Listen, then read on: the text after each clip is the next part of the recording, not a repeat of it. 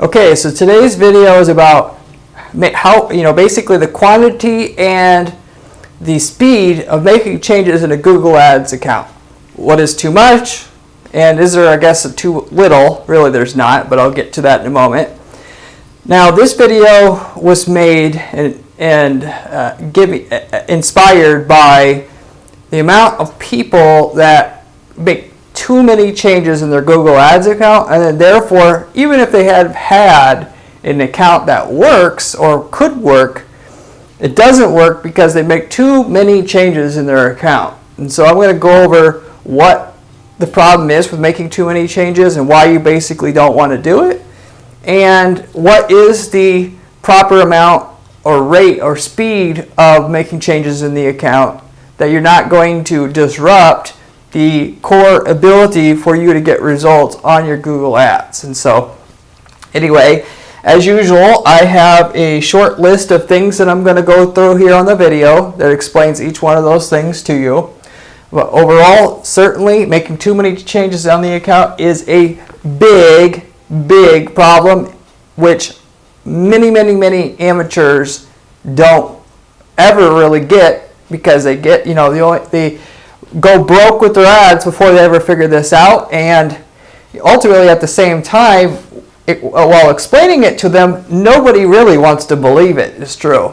I can tell you, this is what really separates the amateurs from the true pros that run the Google Ads. The people that you see in your space that are consistently in the top 4 and are making it work because the ads are working, and they're funding the profit from the ads to keep the ads running, like obviously you and everybody wants to do.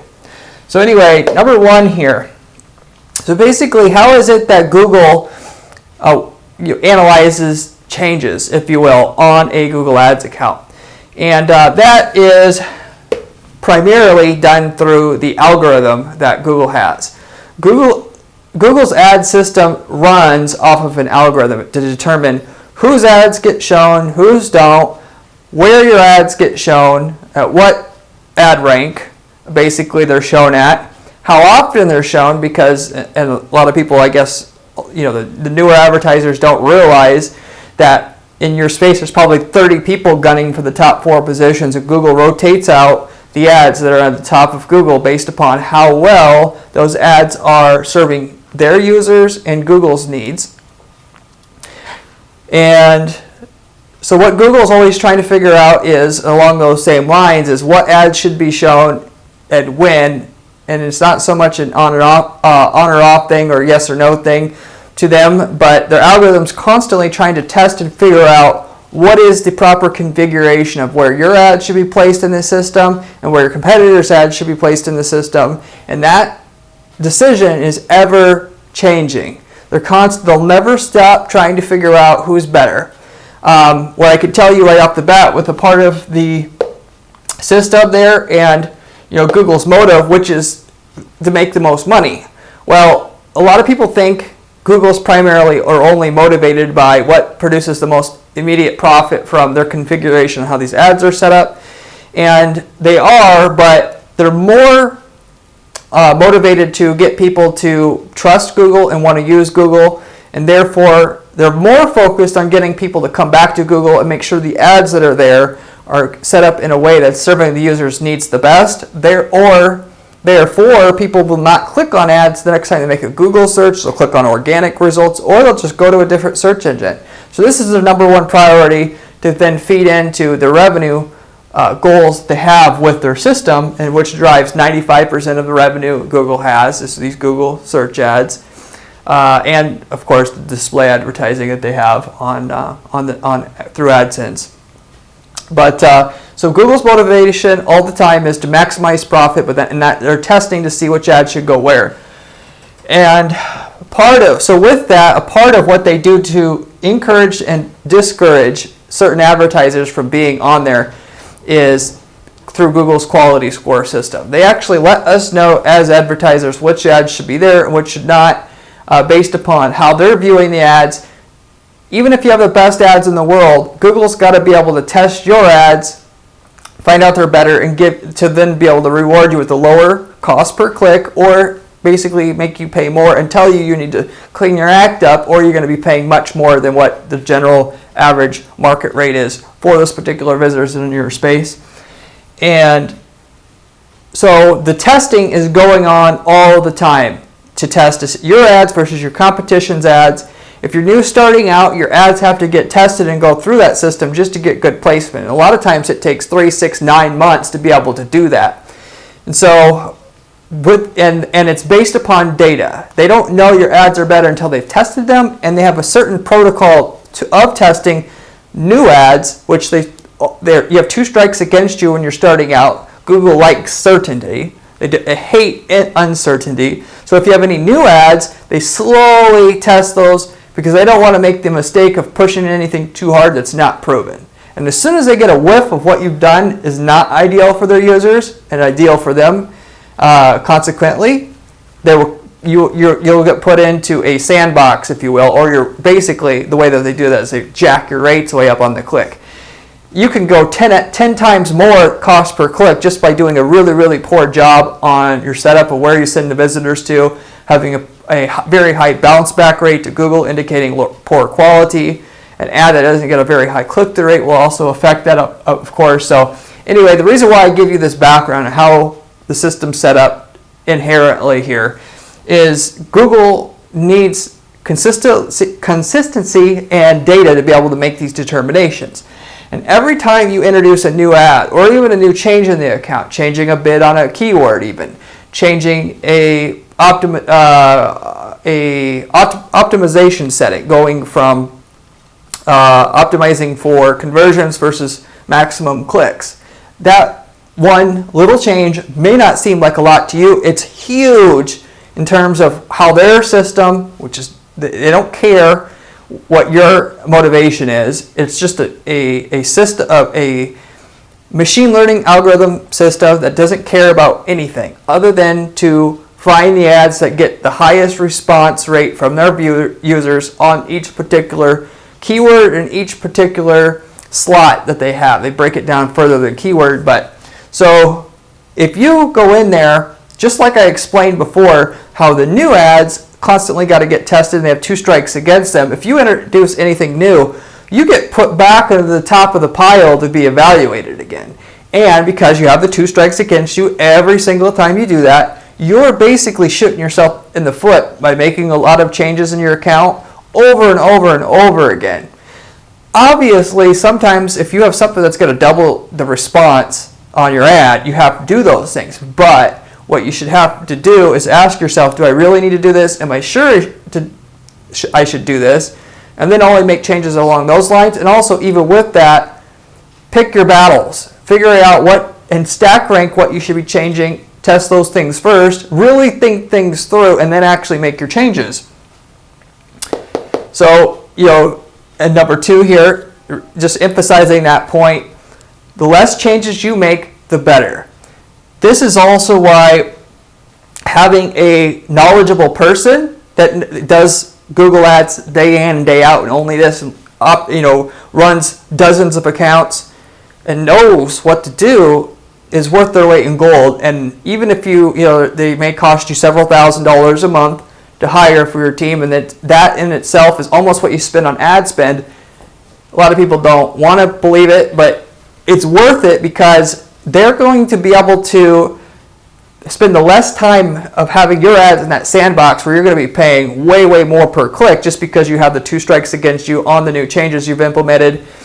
And every time that you make a change, there's a waiting period to get the true response out of your ads. And if you make the wrong change, well, then you went through that hell for no reason, and then you have to go through it again to unravel it or to introduce the new change that you think that needs to be done. Either or. So realistically, when you're a new advertiser, and this is not something that you do, you're going to be guessing. And so you're basically not risking that something won't work. You're risking having to risk it won't work and then having to unravel it. And it might be several months before your performance goes back to normal, which happens very, very commonly, just to be able to see how to boost your performance. And so in that, it might actually scare a lot of people off to make any changes at all. But then if you don't make any changes, you also can't, if it's not, your ads are not as profitable as you want, you're stuck, right?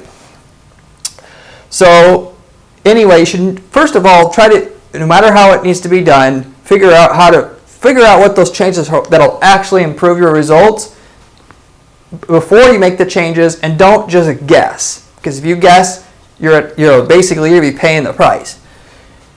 So though, even if you do know what changes you need to make, and obviously sometimes it's a little hard for sure, like on an ad copy test, to know if what you did is better, to know when to make the next change. Normally, if it's a big change in your account that you're making, like introducing a whole new ad, it'll take you 3 months. It depends on the volume of the amount of traffic you're getting, realistically, because the machine learning algorithm depends on being able to test your ads on that particular keyword or keywords. They test it on a keyword by keyword basis, how your ad performs. The more traffic naturally you get, the faster they can make their conclusions. But for most people on most keywords, for the most part, if you have a new ad introducing on a new keyword, it will take realistically 90 days before your results really are shown, one way or another, or the other, whether you did better and you're now getting a better rate per click and you're getting more conversions or less. Then you have to unravel it. So it might be 6 months before you figure out what you did was wrong, and then you've wasted thousands of dollars just with that one stupid decision. So if you are making a big change, because during that time where most of these amateurs really make a mistake and shoot themselves in the foot and then basically go broke in the process, as they'll make a change, they won't realize that they have to wait 3 months. So then even if the change is better, they'll unravel what they did, and then changing things so fast before they should be changed and unraveled causes even more volatility in the account, which then Google really goes nuts. Then they really send your results south, and then you're like, oh geez, I wish I would have made a change. Now what do I do? And then the negative feedback you're giving Google builds on itself. So you should wait on a big change 3 months before you decide one way or another whether what you did is good or bad, realistically, because of that. On a smaller change, like a keyword bid change, at the minimum I found about 7 days. So don't change stuff and then think that it should immediately get better.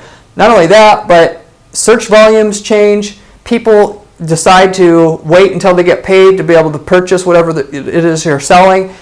You can't expect things to work right away anyway. So anytime you make a change, just changing stuff, based upon 2 or 3 days worth of data, and realistically you should have at least a month worth of data to really make a good quality decision.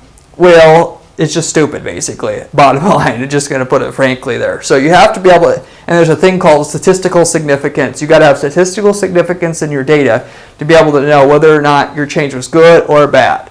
And you can't do it on gut feeling, and you can't do it on emotion. You got to do it on data, okay?